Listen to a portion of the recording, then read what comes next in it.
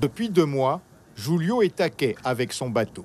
Capitaine depuis plus de 10 ans en Guyane, ce Brésilien originaire du Pará a toujours travaillé dans la pêche.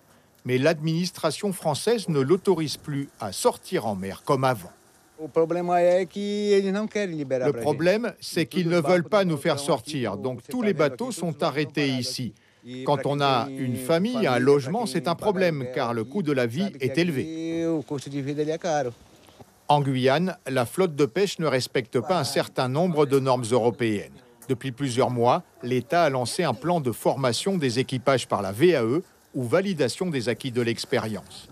Fin connaisseurs de la mer mais non francophones, peu à l'aise à l'écrit, la plupart des capitaines ont obtenu une capacité qui ne les autorise pas à prendre la mer plus de 24 heures.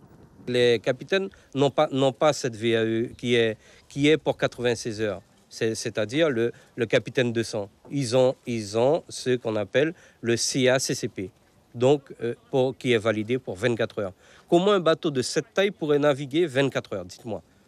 C'est impossible. Aujourd'hui, 24 heures, ça ne couvrirait même pas ce qu'il mange en dépenses. Cet armateur a 2 bateaux bloqués à quai. Il ne sait plus comment faire face aux dépenses de son entreprise. Et pour les marins sans revenus, c'est la galère. Le navire sans autorisation ne peut plus pêcher, donc le patron n'a plus rien pour nous payer. Et donc c'est très difficile pour nous. Au village chinois, des armateurs de Cayenne retrouvent des patrons pêcheurs venus de Saint-Georges de l'Oyapock. Ils font face aux mêmes difficultés. On a 7 bateaux et les bateaux sont en train de pourrir. Soit je dois passer,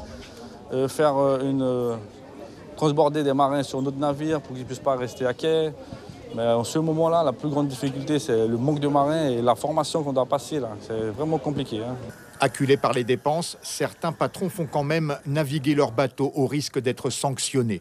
Selon plusieurs armateurs, près de la moitié des 130 navires de pêche guyanais seraient bloqués à quai pour des raisons réglementaires. La direction de la mer n'a pas souhaité communiquer pour le moment. Suivez l'info sur Guyana Première, télé, radio et Internet.